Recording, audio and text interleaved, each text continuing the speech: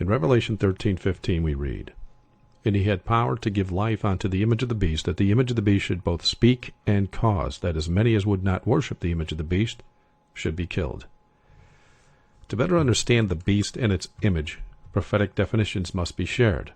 In prophecy, we find that the word beast is defined as a kingdom.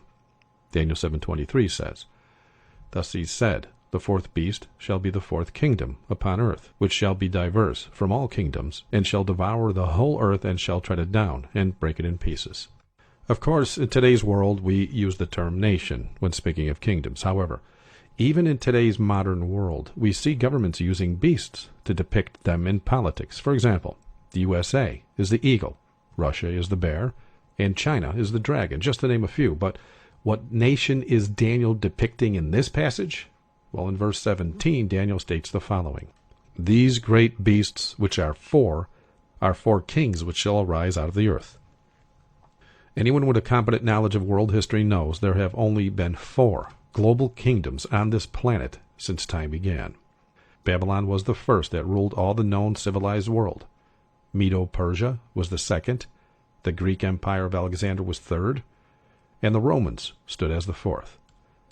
On my Dream of a King page on the website, I show how Daniel and historic record confirm this in much more detail. See the link that you see on the screen now. Now, moving on.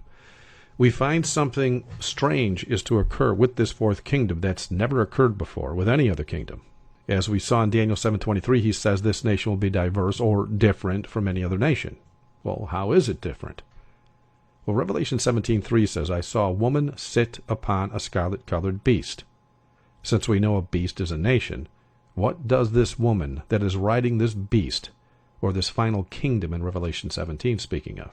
Well, Jeremiah 6:2 says, "I have likened the daughter of Zion to a comely and delicate woman." In other words, in prophecy, a woman is a church. Now, even a babe in Christ knows that Jesus often portrayed his church as his bride all throughout Scripture. However, if you need to see the passages in question that define the woman and the beast in a lot more detail, please visit the URLs you see on the screen right now. Now, since the prophecy of Daniel 7:17 states that there will only be 4 global kingdoms, we are to look for a nation today that is a woman on a beast or a church and state corporation. As educated students of prophecy, we know this can only be defined by the Roman Catholic Vatican. Basic reality is, the Vatican is officially recognized as the sovereign nation of Vatican City by all nations in the world today. We also know by the daily activities of this nation in the mainstream media that it is also depicted and recognized as a church by all the nations of the world. So how did this transformation from pagan Roman Empire to papal Roman Church come about? Revelation 13:4 gives us a clue. It says, "And they worshipped the dragon, which gave power unto the beast." And they worshipped the beast, saying, "Who was like unto the beast, and who was able to make war with him?" So who was the dragon in prophecy? According to Revelation 12, verse 9, the dragon is Satan. Revelation 12:9 says, "And the great dragon was cast out, that old serpent called the devil and Satan." As we know, Satan never stands before man in his true form. He's not allowed this option. 1 Corinthians 10:13 explains why. So, he must rely on men that love his lies over God's truth to do his will. At this time in history, when the dragon was attacking the Christian faith, it was Rome he chose to administer his hatred with. This is not something anyone needs convincing of. It is an open fact of historic record that Romans killed Christians, but does the Vatican acknowledge it has been given the keys as a global kingdom from pagan Rome, so as to solidify this prophecy stating that it's still that 4th global kingdom that was there in pagan Rome days? Well, Pope Pius IX, in his Discourse on page 253 said, "The Caesar, who now addresses you, and to whom alone are obedience and fidelity due." It is also found in historic record that the Catholic Church will not descend into the tomb. It will survive the empire. At length, a second empire will arise, and of this empire the Pope will be the master. More than this, he will be the master of Europe. He will dictate his orders to kings who will obey him. For a more in-depth look at all the other symbols mentioned here in Revelation 17:3, see the Antichrist video link that you see on the screen before you. And if you want even more information, see the second link on the screen. Okay, assuming for the moment that you're either a student of prophecy or you have checked out all the videos and the websites that I posted regarding all this, you then realize what prophecy says about who the beast is and who the woman riding on the beast is. To further clarify, the beast is a nation, which in this case is Vatican City, and the woman is a church, which in this case is the Roman Catholic Church. The simple truth here is that there is no other nation on earth that has merged with a church that did in fact come to power 1,474 years ago, which, by the way, will have a political influence on all nations in the end of days. Only the Roman Catholic Vatican can make this claim today. The Vatican not only has a seat in the United Nations as a nation, it also holds that seat as a church. Still, some may believe that other historic or modern-day entities on earth at present can stake such a claim as the Vatican so as to pull the onus off the Vatican. This is, in fact, a favored tactic of Rome to hide their true fruits. After all, if Satan hides behind Roman soldiers to kill Christians, the Vatican will also hide behind others to do the same. Just as Christians have fruits of Christ, followers of the devil will have fruits of Satan. Still, to those that assume another can stand as a woman on a beast today, I would like to make it clear unto you that you cannot pick and choose which prophecy fits your desired choice, while at the same time ignoring the other symbols that prove your choice cannot possibly be the correct one. Every prophecy must point to the same exact place for it to be a valid definition. What I mean is, some claim Islam, for example, is the woman on the beast by using a few key prophecies.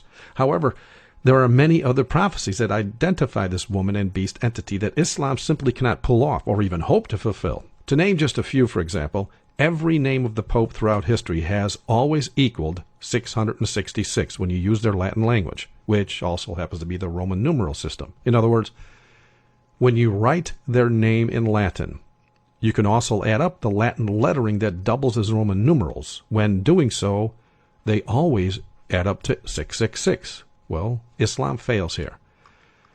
Prophecy also says 3 nations must fall for the Vatican to be able to be set up as a woman on a beast.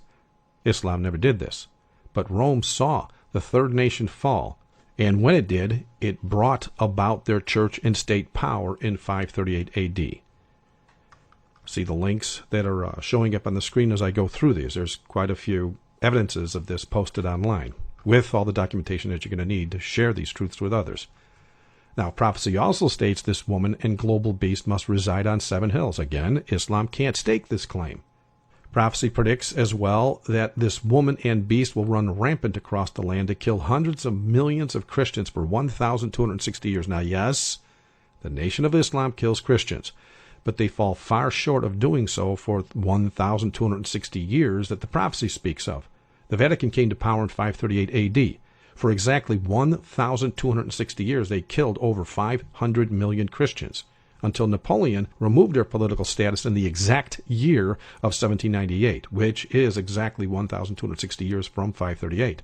Prophecy also declares this woman and beast would be mortally wounded. It would die, and then actually resurrect back into power as a way to mock the Lord's death and resurrection. This Islam has never done either. Yet the Vatican came to power in 538 as a church and state. Then in 1798 it was mortally wounded by Napoleon and died politically. But later it was resurrected in 1929 when Mussolini and Carlo Gaspari signed the treaty in the Lateran Palace, making the Vatican a church and state power once again. Now prophecy also states that the man placed at the head of this church and state conglomerate that prophecy depicts as a woman riding on a beast will demand to be called a god on earth in numerous well-documented statements for all the world to see. Muhammad never demanded such a thing. Prophecy also states that this woman on the beast will embrace paganism in a major way. Islam fails here as well. And just to name one more, out of literally hundreds of prophecy Islam cannot fulfill, the prophet Daniel predicted that this woman on a beast entity would try to change the seventh-day Bible Sabbath and cause all of the world to follow its lead. Not only have the popes of Rome admitted to this act in writing many times, every Christian church on earth, including the Jews and the Seventh-day Adventist Church, have embraced Sunday as the Sabbath recently. All churches, except, of course, the Lord's remnant people, are involved in pushing forth Sunday laws right now, just as the prophecy also predicted. So, truth is, Not only has Islam never done any of this, they, like everyone else, will be forced to do as Rome demands when it comes to the global Sunday laws headed our way very soon. It's no mistake Yasser Arafat bowed in worship before the Pope on camera just before he died. That political act will assure all Muslims will keep Sunday as Sabbath just as every other church will do, except, of course, God's remnant people. Now, I just shared a smattering of prophetic facts that effectively define the Roman Catholic Vatican as indeed the prophesied beast. It is also the church and state conglomerate, just as anyone with a competent knowledge of national politics can tell you. Now, if you would like to have all the documentation to the claims I just made, as well as an in-depth list regarding prophetic fulfillments concerning all of this, see the link that you have on the screen right now. Now that we know who the beast in Revelation 17:3 is, what is prophecy talking about when it speaks about the image of the beast, and why does it even mention such a thing as being something Christians need to concern themselves with? Well, in Revelation 13, verses 14 and 15, we learn about another beast, one that comes out of the earth that has two horns around the time the Vatican falls to Napoleon. The Roman Church fell politically in 1798, as we just learned, and the United States of America came into being in 1776. Now, for the sake of time, I'm not going to go into defining all of this in detail. However, if you are unaware of this prophetic fact and would like the details confirmed, please see the link you have on the screen right now. Okay, so in Revelation 13, verses 14 and 15, we read that the United States is prophesied to make an image to the beast which had the wound by a sword and did live. And he had power to give life unto the image of the beast, that the image of the beast should both speak and cause, that as many as would not worship the image of the beast should be killed. Now, since the Vatican is a church as well as a sovereign state according to modern-day governmental law, it not only has the authority to influence political law as it pertains to all citizens that are residents of certain member nations of the United Nations, Vatican City is also the official voice for the church in all the United Nations meetings. They literally have church and state power right now on a global level in every meeting done at the United Nations assemblies, just like they did in 538 AD. So, how does America cause this image to come to be, and how does it give it life so that the image can both speak and cause, as verse 15 suggests? Well, in 1954, Senator Lyndon Baines Johnson introduced Section 501c3 to the modern tax code that caused all churches to be added to the list of organizations that could benefit from tax-exempt status. Now, yes, the church pastors already enjoyed tax-exempt status when it came to their income thanks to the Constitution, but Satan knew that the love of money would move the pastors to bow to this golden carrot the government was now dangling. I mean, after all, prophecy predicted the pastors would eventually become preachers of filthy lucre anyway. What Johnson did with the 501c3 was to make it possible to have tax-exempt status for churches so as to purchase items for the church. For example, before the 501c3, a pastor had to pay sales tax on buying a building, a car, or anything else for ministerial duties. Only his income was tax-exempt. But with the new 501c3 code of Senator Johnson, the pastor could now enjoy tax-exempt status here as well. Only problem was, the pastor also had to agree never to make political statements from his pulpit under the new tax-exempt arrangement. You see, Johnson didn't like the way the pastors were able to manipulate the vote so easily at each election. He, like any other politician, knew that most church members trusted their pastors. They also knew if a pastor or a collection of pastors disliked a particular candidate for public office, they could simply speak of their dislike during a sermon a few days before the polls opened, and that candidate would not be in office the following week. Being blinded by the money to be had, most pastors instinctively agreed to the 501c3 restrictions, so they naturally signed on to it. Then, as expected, the government simply waited a few decades to make sure every greedy pastor in the nation was signed on to the 501c3 before dropping the other shoe. Just like any new laws with such radical restrictions, they allow the law to idle on until enough citizens embrace it. The truth is, this is exactly how Rome has always created new doctrines for the church that had no biblical jurisprudence behind them whatsoever. They come up with an idea, then watch how the people react to it. If it is embraced by the people, they make it canon law, and the rest is history. In fact, a Vatican cardinal just admitted to this just 4 days ago when he was put to the task as to why certain Vatican II changes were still confusing to Catholics after 50 years. No, they're not so much confused as they are resistant to such radical changes. But as we know, choosing one's words carefully when speaking publicly has become an art for Vatican prelates. So anyway, the article is titled Confusion After Vatican II Matches Pattern of Church History. And this is what he says in the article. He says, Church history shows that it is common for decades to pass before the faithful fully adjust to the teachings of a council. He notes that Christological disputes continued to rage for a century after the Council of Nicaea. Frankly, even the Council of Trent was not very fruitful until the Golden Jubilee of 1596. Now, Rome knows radical changes outside the written word of God have always caused problems for them, so they learned to let the changes fester in the background for a few decades, or even centuries in some cases, until the decadence of mankind sank low enough to embrace it as an acceptable doctrine. That being said, this is also why certain laws that go against the Constitution are allowed to simmer on, like the 501c3, which was never officially enforced until March of 2006, even though it was signed, sealed, and delivered 52 years earlier in 1954. And yes, this is also why Sunday laws that were implemented in 1961 by Roman Catholic President John F. Kennedy have yet to be enforced. Like Rome, Washington, D.C. is merely waiting for the perfect time to enforce that which has already passed. The Vatican-controlled Senate knows how to best bring about the control they seek just as much as their teacher in Rome does now. In fact, Rome has taken D.C. just as prophecy predicted they would. See my March of 2006 Truth Provided newsletter. The link's on the screen right now. Of course, those of us that study and teach prophecy knew better than to sign on to the 501c3 when we were called to do this work for the Lord. Besides the fact we preach for the souls and not for the cash that they have on hand, we also knew that by signing such a document as this, we would not be able to expose the beast in Rome. Now, I've seen this happen all too often, and especially in the SDA Church, where most pastors did expose the Vatican beast for years. As word got out and the day to enforce came nearer, the IRS simply approached those pastors one by one and let them know they needed to stop, or else. If they refused, they would have their 501c3 tax-exempt status revoked, and everything they purchased over the years would be subject to excise taxes and penalties as well. Of course, they opted to go with the money rather than the Lord, and did as the IRS commanded. Amazing, isn't it? 2,000 years ago, when the apostles were told by the governing leaders to stop preaching the gospel truth, we see that Acts 5:29 says, Peter and the other apostles answered and said, we ought to obey God rather than men. Well, look around, and you will see that today the overwhelming majority of preachers did as the governing leaders demanded of them, and ignored what God commanded instead. These weak leaders are what Jesus described as hirelings in John chapter 10. They are more concerned with self than the flock that they are called to shepherd. So the question remains, how does the USA give life unto the image of the beast?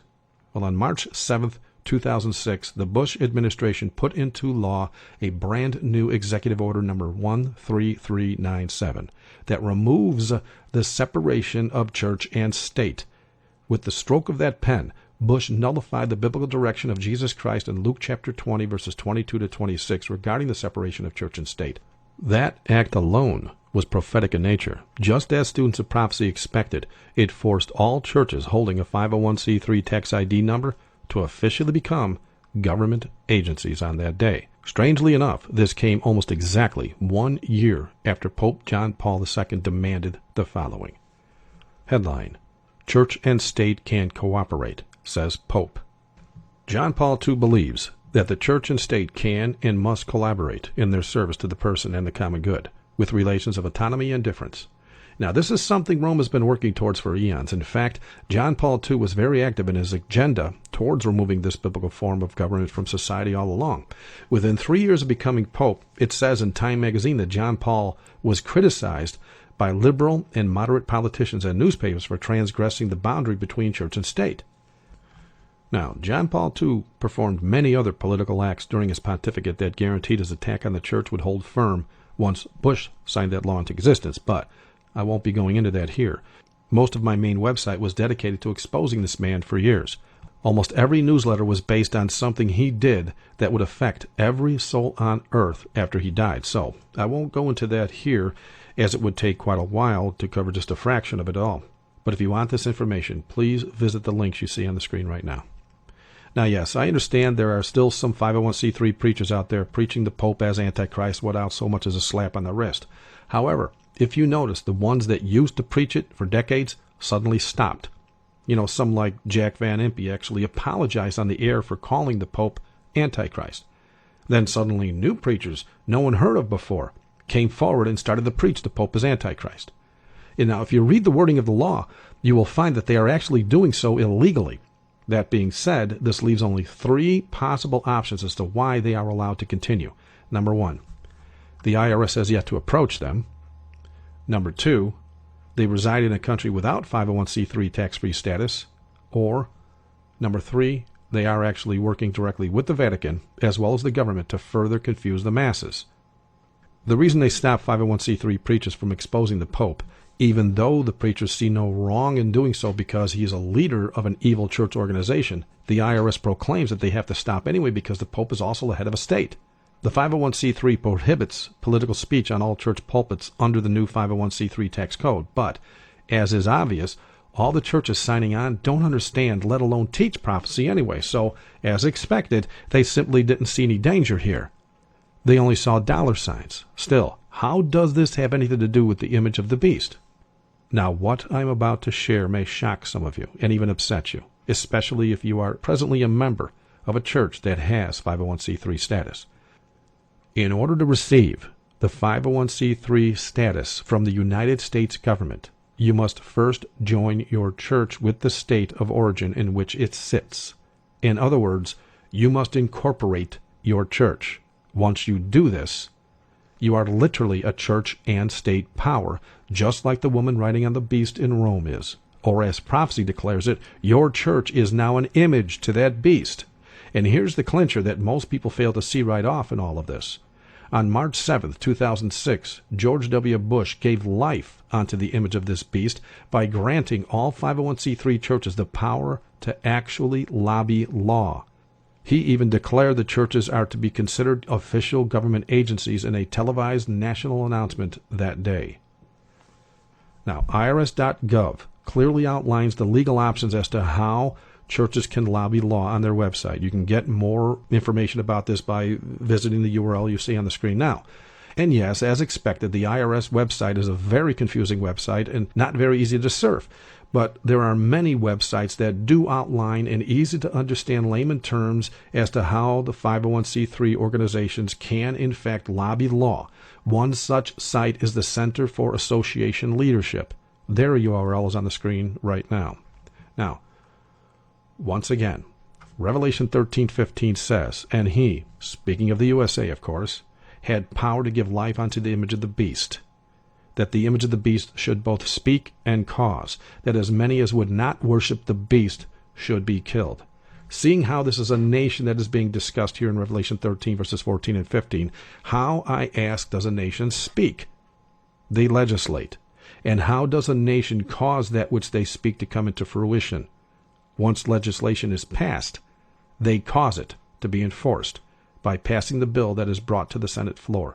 As we speak, and just as prophecy predicted, all 501c3 churches across America right now stand as a church and state power and do, in fact, have the power to pass laws based on both political as well as religious causes, just as the beast in Rome has done since 538 AD. And just as prophecy predicted, it is the United States government that has given this power to the churches in America. Thank you for watching. God bless.